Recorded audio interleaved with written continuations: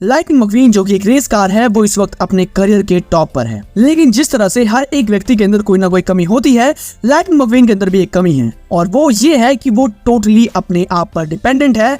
और ये एक अच्छी चीज है बेसिकली, अगर आप सिर्फ अपने आप पर डिपेंडेंट है तो ये एक बहुत ही अच्छी चीज है। But lightning McQueen is dependent on himself on a negative way. बात यह है कि लाइटनिंग मकवीन के पास कोई भी अच्छे दोस्त नहीं है, कोई अच्छा रिश्ता उसके पास नहीं है। जो लोग उसका भला चाहते हैं वो उनकी भी बात नहीं सुनता है, क्योंकि उसके अंदर है भाई कुछ दिक्कत है यार, मतलब ठीक है। एक रेस जो कि पिस्टन कप के लिए हो रही थी, उसके दौरान lightning McQueen was just going to win the race, but उसने अपनी क्रू की बात नहीं मानी और उसने टायर चेंज नहीं किए, जिसके कारण वो रेस हार तो नहीं बट टाई कर लिया। अपनी जीप लिटरली जो मेन लाइन होती है, फिनिशिंग लाइन, उसके पास लगाकर। One of the greatest ties I have ever seen. अब इसके बाद होता यह है कि उसकी जो रेस है, वो रेस तो अब टाई हो चुके हैं इन तीन लोगों के बीच में। अब उस रेस को कर दिया गया है शिफ्ट कैलिफोर्निया में। लाइटनिंग मकवीन को अब कैलिफोर्निया में जाना है और वो रेस करनी है और जीतना है, बेसिकली उसका सपना यही है। और अगर आप सोच रहे हैं कि ये कहानी इस बारे में है कि लाइटनिंग मकवीन किस प्रकार से जाएगा और पिस्टन कप को जीतेगा, तो you are definitely very very wrong. तो अब लाइटनिंग मकवीन उस गाड़ी में बैठकर जाता है उस जगह पर जहां पर उसे लिटरली जाना था, कैलिफोर्निया में रेस करने के लिए।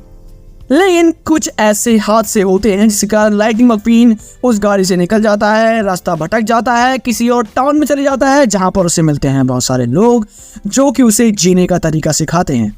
इवेंचुअली ये एक ऐसी चीज थी जो कि मैंने एक्सपीरियंस की and I just fail in love with it. जिंदगी जो है ना वो बहुत ही कठिन है, मैं मानता हूँ इस चीज को, हर कोई मानेगा। जिंदगी कोई ये नहीं है कि वो आपके पास आएगी और आपको कहेगी ओ ले ले ले मेरा सोना बच्चा, मेरा सोना बच्चा, ले ले ले ले ले दूध पीना है, ले दूध पी, ले दूध पी। ऐसा नहीं होता है। लाइफ इज क्रूअल और कई बार ऐसा होता है कि इन सारी क्रूअलिटीज को सहते सहते एक आदमी से हटके एक क्रूर व्यक्ति बन जाता है, which is not good at all. क्रूर अगर आप ना भी कहें तो एक ऐसा व्यक्ति जो कि शायद अच्छा नहीं है, एक ऐसा व्यक्ति जो कि शायद अपनी नजरों में ही उस मुकाम तक नहीं पहुंच पा रहा है जो कि शायद हर व्यक्ति को पहुंचना चाहिए अपनी नजरों में, तो एटलीस्ट। लाइटनिंग मकवीन एक बहुत ही अच्छी रेसिंग कार है, उसके अंदर टैलेंट भी है, पर उसके अंदर एक चीज नहीं है, वो है दूसरों को समझना, दोस्ती को समझना, रिश्तों की अहमियत को समझना। ये सारी चीजें जो है ना, ये हम सब में से ज्यादा लोगों के अंदर नहीं होती, और उस फेज में तो बिल्कुल नहीं होती है जिस फेज में मैंने मूवी देखी थी। इवेंचुअली वो ऐसा फेज होता है जो कि आप बस बिल्कुल ही नादान होते हैं, आप बिल्कुल ही बेवकूफ़ होते हैं, आपको नहीं पता होता कि आप क्या कर रहे हैं। आज किसी से दोस्ती कर ली, कल किसी से नहीं की, ज़्यादा कोई अगर एक्सट्रीम सिचुएशंस आ गए हमारे साथ तो हमने सोच लिया कि भाई दोस्ती करना ही बेकार होता है।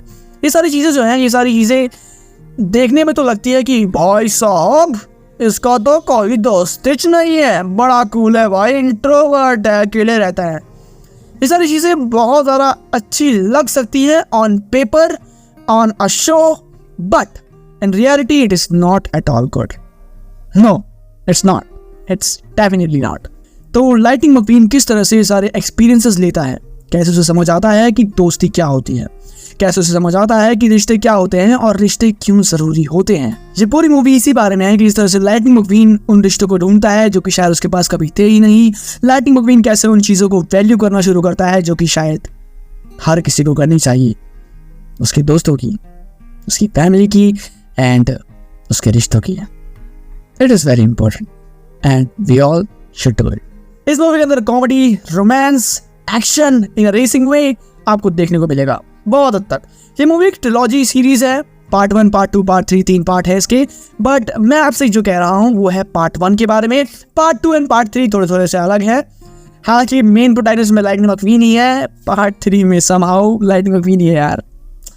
बट जो पार्ट 1 है it is on a different topic, part 2 is on a different topic, part 3 is on a different topic.